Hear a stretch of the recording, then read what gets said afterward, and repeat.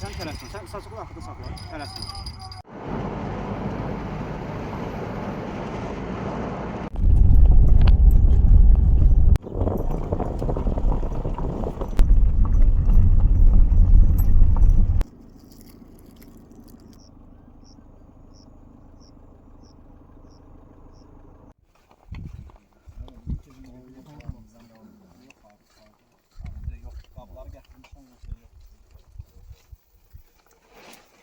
Sen evet çək. Çək göz nəzərə gətir bizi. Ha? Bu mənimdir. Yaxın olsun. Yo, это я, я опять здесь, yo. İşi bu nədir ya? Aldırdım.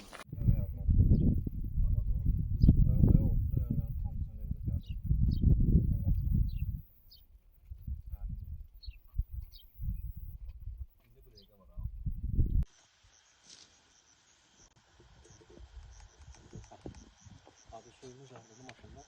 Hı. Alsın da. Burada. Tamam.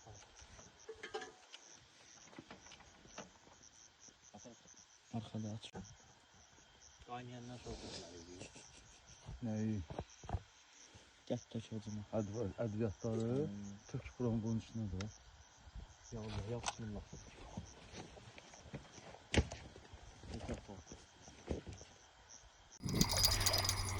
Sen tələsmə. Sən saçıqlı arxada saxla. Tələsmə. Yes. Elhamdülillah.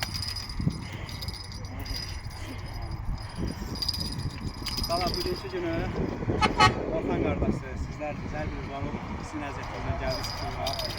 Kilo 200, kilo 100 balıqlı çox gözəl sazandı, yəni dənizin sazandı. Allah bərəkət versin. Amin. Super, spinning aparır, bax bayaq da belə oldu. Hə, bax.